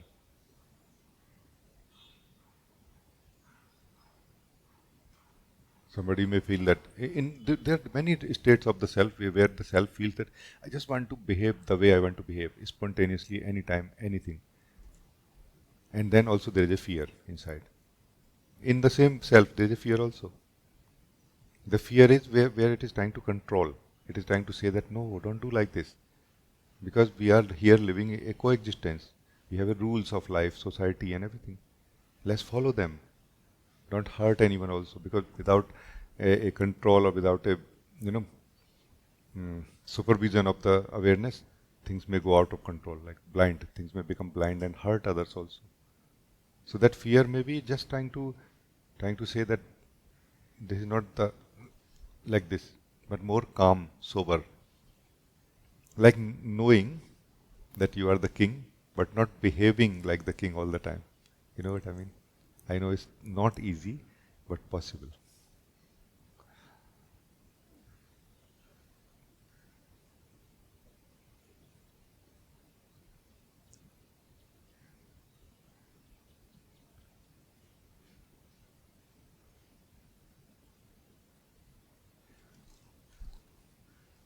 I'm just trying to share things, and something may appeal to you or make it clear to you.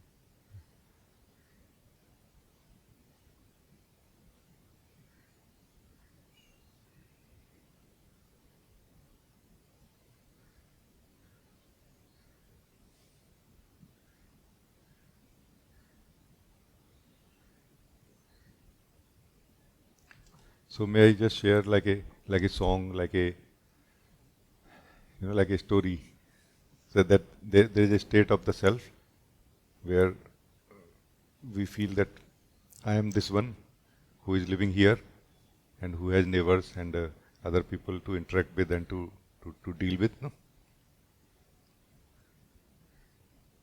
A very clear-cut thing. No spirituality here yet. No spiritual realizations or awareness yet. No? And then the spiritual awakening or realization begins. Then we are not so much of that identity which we thought we are. We are not so much of that self which we thought we are. And we learned everything to do in life in that way only. And we don't know now how to do things in new way now. No? Like am I supposed to say this or hold back? Am I supposed to be aggressive or calm, polite or not? Can I just listen and ignore or I respond back? Many things like this. And of course, you the self is going to do learning here a lot. But what I found, I'm just saying again and again, that if possible for you, what I found, and I feel there is a potential in you, that's why I'm speaking like this again and again. What I found works best is that there is another state of being where you go beyond, beyond everything in a way, like a crossover into the pure being. Then who you are also becomes something not so much one with you anymore, not your favorite self only. Your neighbor, others also are somehow quite okay. They are okay people, You don't hate. We don't hate them so much. We're not like afraid of them so much. They are okay. And you are so calm and blissful in your being, peaceful in your being also.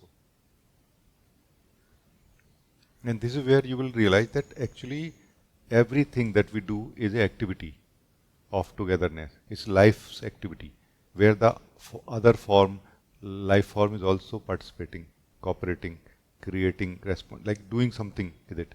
And if we can learn to live as the being that we are, pure being that we are, we will start performing our role better than before.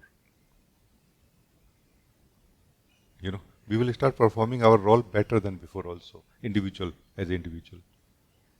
Like our actions are more appropriate in a way. Like we know somehow where to stop. Like our wisdom is much more actually when we live from beyond the individual into the individual as individual. Also. But it takes some time in adjusting. Because it is about two views you are having. And one opens up sometime and one which kind of makes everything null and void, and then again that closes down and again this view is there, and just leaving the memory of that view where everything is complete and one. So it is like an adjustment. I feel like this. So if possible, is fine here, adjusting, refining, and if there is a call from within, then going beyond it also.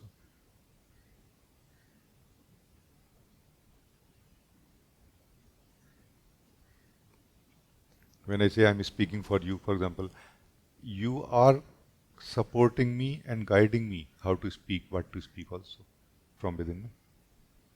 It's a one thing, me and you talking to each other is a one thing, not two things.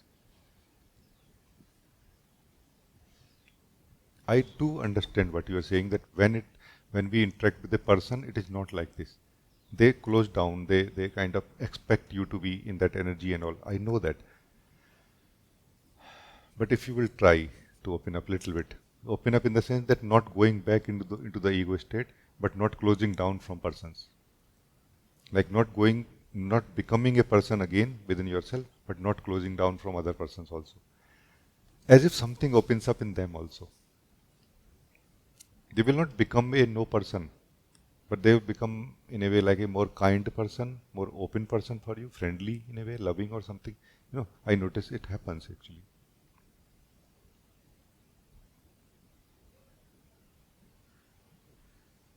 You should try this. And for yourself, and then you will know what happens. Life is much more a mystery than the fixed thing that we think we know. While living it, more consciously rooted in the truth of who we are, we know it more. We know more the truth of it.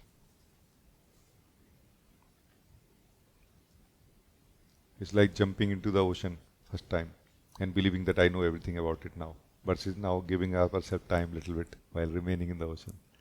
Slowly we will know what it is. Some drops will fall into the ocean and will dissolve. Then you will know how a drop falls into the ocean and dissolves, for example. Everything is happening in the ocean only. There is nothing outside of it. Remaining in the ocean, kind of one with the ocean, is the best option to deal with anything, generally speaking. But everybody will find their state to be specific, no, to them. Thank you.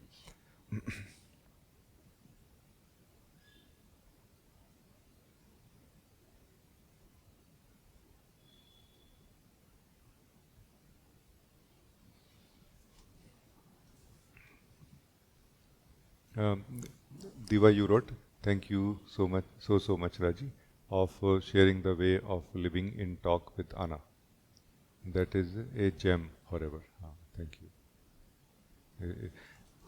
I mean, these words cannot really express this truth, but because of all of you who are ready, like very interested in listening to the truth, that some truth can be shared and is received in the heart and will benefit you. No, it's like this. Because truth is on both the sides. It's on the side of the speaker and on the side of the listener.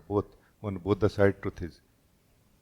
It's just that it is confused, like it is holding on to false understandings, and because of that, looking at life differently, believing that many things which don't exist to be true, believing them to be true or existing, where they don't actually.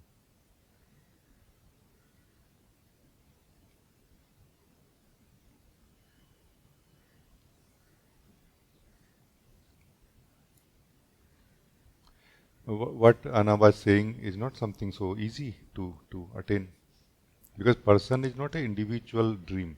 Person is a collective dream in which there are individuals also. So being free from that is not that easy, because their language, vibration and everything is same or similar, while yours is different. So I'm not saying it is easy, but it is possible. Just think about it. Do you have any better option? Do you have another option? Do you want to let go of your true self state now? If you don't want to, stay as yourself now. Do you want to not live life at all? You feel, no, I want to. But that's what I said to you. Live as yourself, live your daily life simply as it comes to you. Learn every day in innovative, creative solutions for it. No? Sometimes not saying anything will be the best answer. Sometimes saying small things could be. You the self will learn continuously every day. But learning as the self, not learning as the person.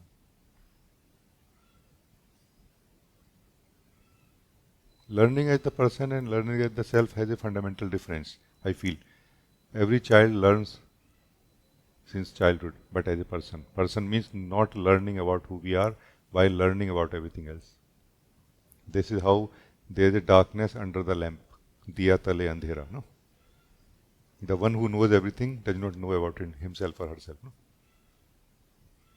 Now it's a new learning now, learning the same life, but now in the light of self-knowing, self-awareness. Knowing who we are and then now knowing everything freshly. It's a fresh knowing, it's a fresh life.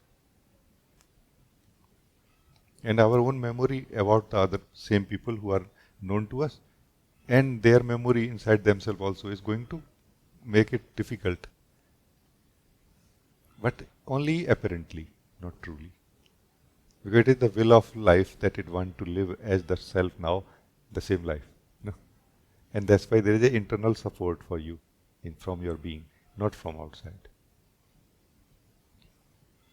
Just felt that it may help some of you to understand this. Thank you.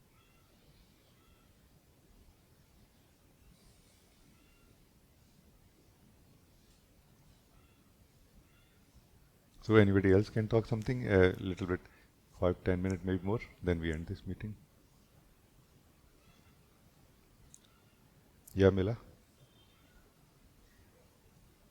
Ji, can you please share a song of your heart?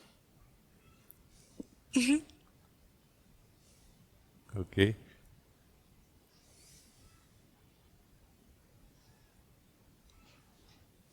Song of my heart basically means what? Song of the heart basically means that you have given me the mic in a way, like a free hand in a way, that hey, you say whatever you want to say, meaning what you find to be the best in this moment.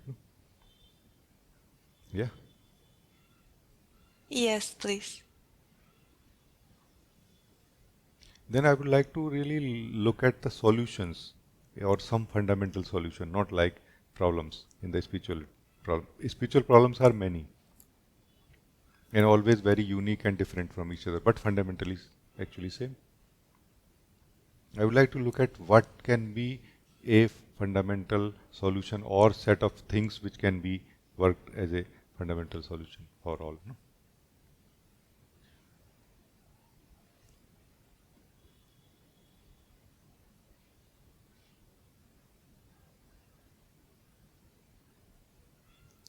I found that coming to some stability up to some degree is first of all the most valuable thing to come to. Some stability can be attained by what we were calling like watching the river of thoughts inside us, for example, being more in the present, focusing on the body and the breath, for example. Different techniques can help, but some stability, coming to some stability first. And then afterward, purity. Next thing is purity. What is purity? Clarity at the level of mind is purity of the mind. Purity means what? What is purity? Purity means that all of our thoughts or this present thought is connected to the rest of the thoughts very, very well. It is not a mismatch.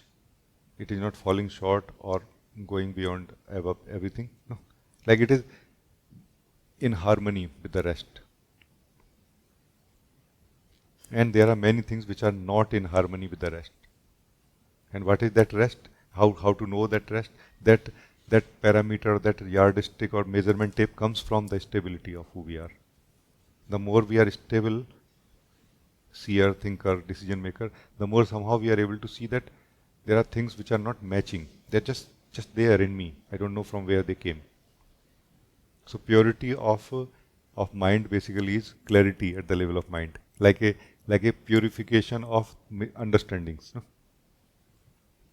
Not holding on to all the understanding which we have, regardless of whether we have verified them to be true or not. But no, checking whether this is true or not, or like a understanding which we have not verified. Can we not say that this is what is a belief? No. A belief basically means believing that I understand this to be true, but we have never verified it. No? Verifying the understandings of the mind is what is purification of the mind or clarity at the level of mind. No? It will help so much more that many people will simply feel that I already am able to feel my own existence and I don't really need more than this right now. And many will feel that I need to know myself more than anything else because I'm not interested in anything else. This simple clarity, purity of the understanding in the mind will enable us this. No? Like we will really know what we are knowing, we will see what we are seeing, and we will know what we are seeing clearly. We will feel what we are feeling, and we will desire what we are desiring really. And we will know that yes, this is what I am desiring. Right now we are desiring, and we are not certain whether I am desiring it or not, because that's why whenever time comes to pay the bill, like click pay now on that shopping cart, after that we hesitate. No? Oh my God! All my last purchases, shoppings have turned into nightmares only. No? Like this is what is integrity in a way. That comes through this stability and purity of the mind, which is just not going to take us somewhere to some kind of spiritual or non-spiritual lifestyle. It is just going to bring us to the very life of life. which exists beyond being spiritual or non-spiritual. Actual life, what we call existential flow, is that actual life? No? So this simple thing will bring us back to life, as if we have drifted kind of, somewhere.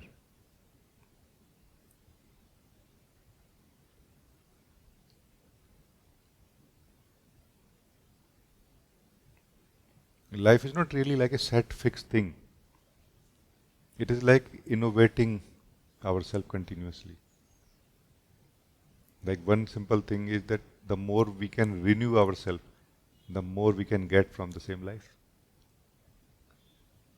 Yeah.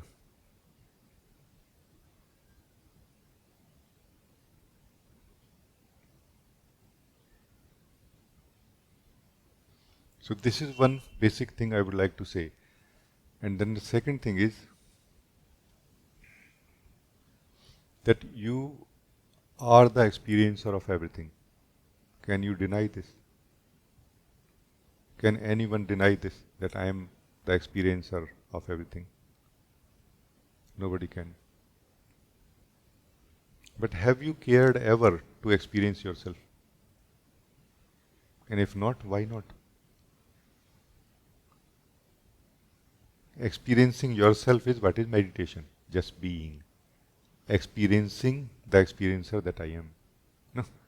This is meditation, just being. No? It is most blissful, most peaceful, most joyful, most freeing. No?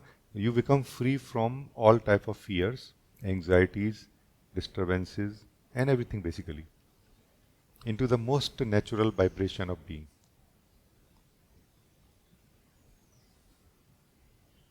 You, the experiencer, is a middle point between the finite and the infinite, you can say, or between the time and timeless. You, the experiencer, this sense of existence, is the experiencer, no? I am. This is like a middle point where the taste of timeless is converted into a purest vibration in existence that you can experience here. So it will be a vibration, it will be an experience, but it is not experience of this world, of this realms of consciousness, of individual. This is not a taste of duality basically. It's a non-dual taste within the duality or within time. You know what I mean? It's a most sacred thing to be tasted, the experiencer when tasting itself. No? And as you will taste yourself, the experiencer, you will have a more stable stand or ground from where you can experience everything better also. And you will know what you want to taste and what you don't want to. You will know what is the right way of experiencing anything also, or not. Like all of this will be highlighted so much because of tasting who you are. So this middle ground of tasting yourself, experiencing the experiencer, is that inner process of awakening. This is that process of awakening which can be utilized as much as you want to utilize. It's not that all the way you have to go and forget everything or like this. No. As much as you want to be peaceful, joyful, blissful, and capable of enjoying life, no? And doing everything that you want to do in life. But ultimately it is going to give you more stability, more peacefulness, more joyfulness. At some point you may lose interest in certain things because you are getting so much more the same thing inside you. Then it is like fine. No?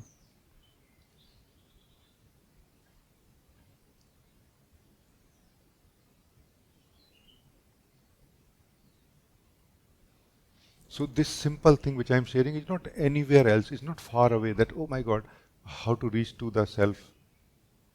You are the self. Where you need to go to find to reach to yourself. You are everywhere, you are in everything that you are experiencing. No? Use any experience to reference back to the experiencer that you are. And experience yourself rather than experiencing the experience. No? It is possible. It may look very strange in the beginning because of the orientation. You know, our orientation has to change in a way, or no? We have to adopt the you can say hybrid orientation, hybrid experiencing. where you are able to experience the experiences and somehow you start experiencing yourself also, like a two directional experiencing or sensitivity, no? Which is an amazing thing, by the way, because the more deeply we can experience the experiencer that we are, the more deeply we experience the experience also. Just try this with a cup of tea or coffee or anything that you like, just for 5 minutes and sip cup of tea while experience very deeply yourself. And you will find that the experience of the tea or sipping the coffee or something also became very, very deep and profound and beautiful. You know?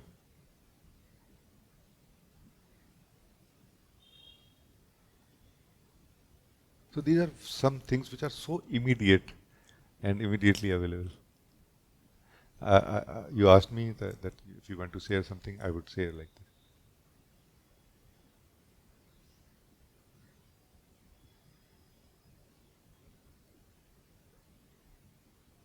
Because in the bigger picture, in the purer picture of life, there are only two things, you and the experience. And yeah, I forgot to tell you one more thing, the memory. There's a memory also. That memory is called the mind.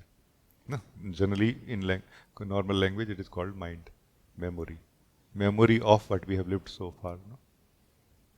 Avoid memory of what we have lived so far, focus on what we are living right now and focus on the experiencer. This is what is called living in the present. No? Yeah. This is the door to heaven. This is the door to the blissful life, to the freedom. Freedom of living, freedom of being. No? So we are good. Thank you.